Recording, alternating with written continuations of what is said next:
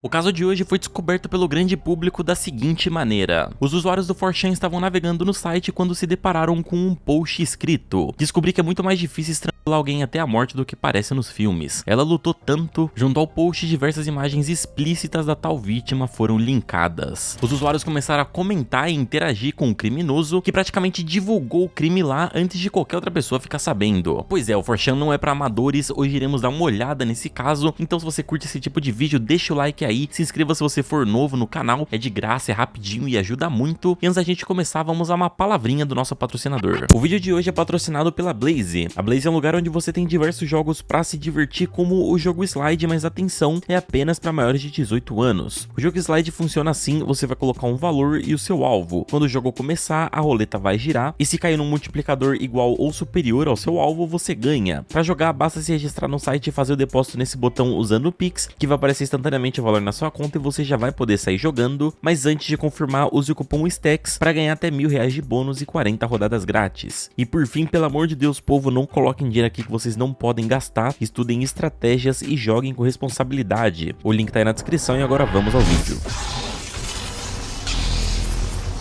Nosso caso começa com Amber Lynn Coplin, que nasceu em 30 de maio de 84. Pouco se sabe sobre sua infância e sua família, só que os pais se separaram, mas isso não foi traumatizante pra ela e pros seus outros 5 irmãos. Mais pra frente, ela se casou com Paul, com quem teve 5 filhos. Eita, família grande aqui, hein? Aparentemente eles se davam super bem, era uma relação boa, eles se ajudavam e tudo mais, mas era uma rotina corrida como é de se imaginar. Porém, algum tempo depois, eles não se enxergavam mais como um casal e resolveram se separar. Foi um término bem tranquilo, eles só sentiam que não batiam mais, porém eles prezavam por manter a amizade, até porque, né, 5 filhos.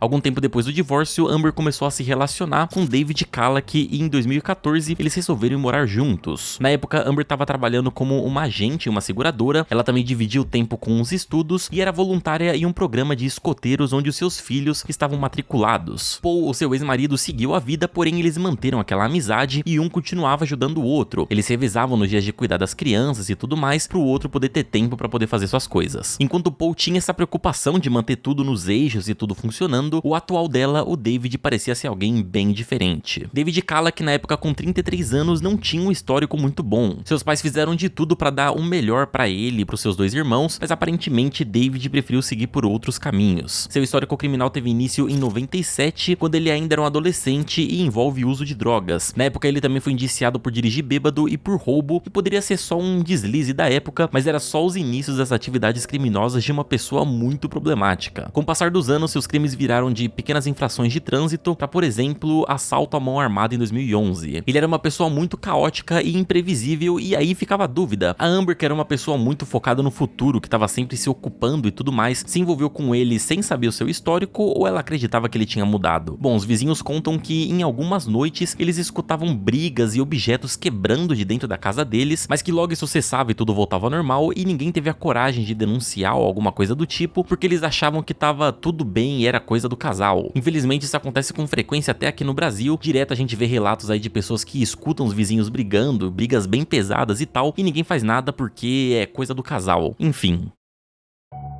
No dia 4 de novembro de 2014, uma postagem começou a repercutir no 4chan. Contendo aqui diversas fotos do corpo de uma mulher violentada, o usuário publicou dizendo que é muito mais difícil estrangular uma pessoa do que o que ele vê nos filmes. Rapidamente aqui os comentários começaram a lotar de pessoas duvidando, falando que era só um bait e tal, porém rapidamente o dono da postagem foi e respondeu: olhem as notícias de Washington em algumas horas. O filho dela vai chegar em casa da escola já já e logo deve ligar pra polícia. Eu só queria compartilhar as fotos antes que eles me encontrassem. Comprei uma arma falsa que parece real o suficiente. Quando eles chegarem, vou sacá-la e será suicídio por policial. O termo suicídio por policial é quase que autoexplicativo. A pessoa quer morrer, mas ela não tem coragem, então ela provoca, ela finge que vai atacar um policial, ou de fato ataca um policial, pra ele revidar e possivelmente matá-lo. No meu último vídeo aqui sobre o incel Alec Minassian, ele tenta fazer isso usando uma carteira. Dá pra ver aqui na cena que ele tenta, ele fica sacando a arma pro policial reagir, só que aqui no caso o policial percebe que é só uma carteira e rende o cara na mão mesmo. Dá uma olhadinha aqui depois e ó,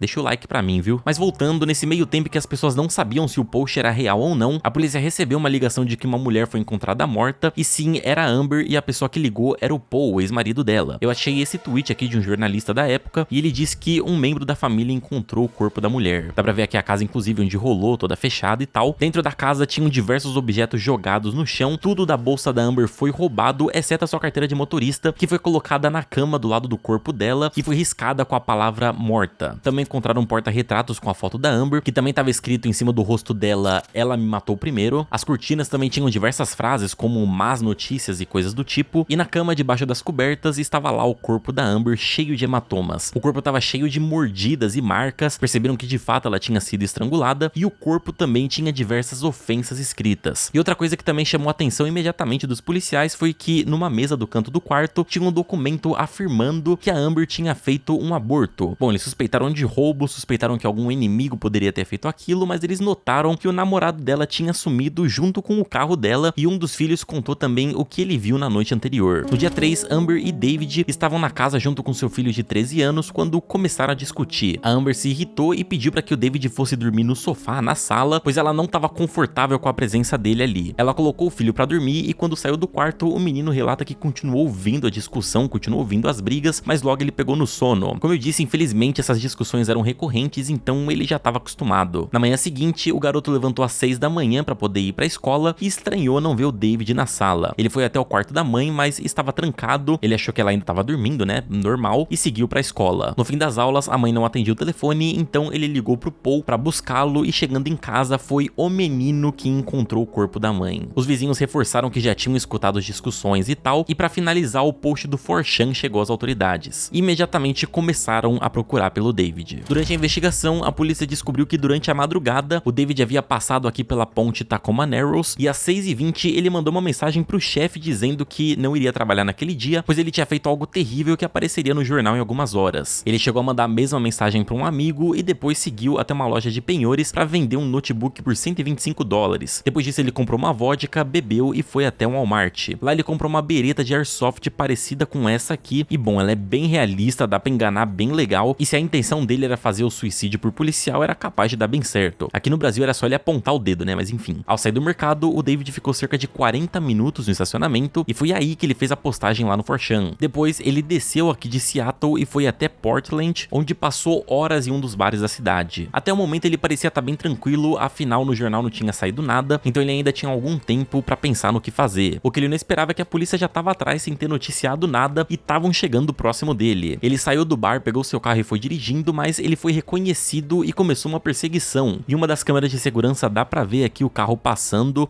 uma velocidade bem alta inclusive, só que ele começou a se meter na contramão, começou a fazer uma direção muito perigosa e os policiais acharam melhor não continuar seguindo. Depois de despistar a polícia, ele resolveu abandonar o carro próximo a uma pequena florestinha, onde ele poderia ficar ali próximo para quando a polícia chegasse e ele executasse seu plano. Porém, por algum motivo, quando ele foi encontrado, ele decidiu se entregar. No post aqui de outro jornalista dá pra ver as imagens do momento em que encontram o cara e levam ele pra delegacia. Na floresta encontraram uma espécie de acampamento abandonado, onde tinha um colchão e lá tava escrito o confronto final de David. Além disso, na cabana também encontraram essa carta. Aqui diz: eu matei Amber Coplin. Eu a estrangulei com as minhas mãos e com um cadarço. Eu não tive nenhum motivo pra isso, além de estar bêbado e ela me irritou. Fugir dos policiais foi muito divertido. As fotos que ele postou no 4chan começaram a circular na internet, como infelizmente sabemos que sempre acontece. O post original foi deletado e algum tempo depois as imagens deram uma sumida da internet. Não é tão simples assim encontrar elas, ainda bem, mas eu não consigo imaginar o trauma que é pra uma família toda essa situação, ainda mais pros filhos da mulher. O David era um usuário frequente de chans, mas ele não era o clássico usuário que se isola e só vive no mundo virtual enquanto consome todo esse conteúdo extremista, igual por exemplo os incels que eu trago aqui no canal, onde toda a piração deles cresce online. Pro David, o 4chan era basicamente o Facebook, a rede social que ele usava, onde tinha algo que ele queria, que era a tal liberdade de expressão. Porém, ainda assim, ele era influenciado pelas bizarrices que rolava no site, tanto que ele achou prudente fazer aquele post pra galera ver as fotos. Ele mesmo disse que queria que as pessoas vissem as fotos antes que ele fosse preso. E depois ele ainda deixou esse bilhete aqui que com certeza ele queria que viralizasse no Chan. Mas não foram encontrados manifestos ou coisas do tipo que indicassem que ele fosse fazer um ato contra algum tipo de minoria ou algo do tipo. Inclusive, ele já havia sido denunciado pela sua ex-namorada por ameaça e ele foi condenado a 3 anos de prisão. Quando ela ficou sabendo desse caso, caso, ela ficou arrasada porque, né, poderia facilmente ter sido ela no lugar da Amber. No julgamento, David afirmou que matou a Amber quando estava sob efeito do álcool e que não se lembra de nada do que aconteceu e nem como aconteceu. Porém, por outro lado, ele admitiu que todas as escritas que tinham na casa foram sim feitas por ele. Então, bom, segundo o próprio David, ele é um cara maluco que surtou de vez naquele dia e até pode ser verdade, porém algo tem que ter dado gatilho pra ele. A suspeita dos policiais é que ele se descontrolou por conta do aborto que a mulher tinha feito. Tanto que não fazia sentido aquela carta tá na cena do crime e aquela frase de ela me matou antes poderia ser algum tipo de referência pro aborto. Porém, o David disse que nem sabia que ela tinha feito um aborto, mas que se ficasse sabendo, a sua reação não ia ser positiva. Não sabia, mas tinha o documento na cena do crime, né? Sei. Ele afirmou que só lembra de estar na floresta bebendo vodka e de ter tomado muitos antidepressivos pra se matar, mas ele disse que só apagou e acordou quando os policiais chegaram. Porém, em nenhum momento David demonstrou arrependimento, ele até tentou argumentar alguma coisa ali relacionada ao alcoolismo, porém todos aqueles escritos da casa, ele ter deixado o corpo sabendo que uma criança iria encontrá-lo, e depois os posts no 4chan, o bilhete e tudo mais, só comprovaram que o crime foi sim premeditado, e sendo assim, em 2017, ele foi condenado a 82 anos de prisão. Depois de 2 anos, ele ainda conseguiu arranjar confusão na cadeia, mostrando que ele não tinha mudado, e ele ainda ganhou mais 41 meses na sua pena. Atualmente, ele ainda tá preso e vai estar elegível para condicional apenas em 2100. E aí, vocês já conheciam esse caso? Um negócio muito interessante de notar é que esses casos envolvendo chans e comunidades anônimas e tal, começaram a rolar no Brasil mais recentemente, porém esse problema lá fora, principalmente nos Estados Unidos, já existe desde 2008. O David já era um cara pirado, mas com certeza todo o envolvimento dele ali no Chan piorou muito a sua condição, até porque se ele achou legal fazer aquela postagem, é porque ele já viu coisa do tipo ou muito pior sendo publicada. Enfim, comentem a opinião de vocês, eu vou estar lendo e interagindo, deixa o like aí se vocês curtiram o vídeo, e não esqueçam de olhar os outros vídeos aqui do canal, beleza? Muito obrigado por assistir o vídeo até o final, um abraço e tchau!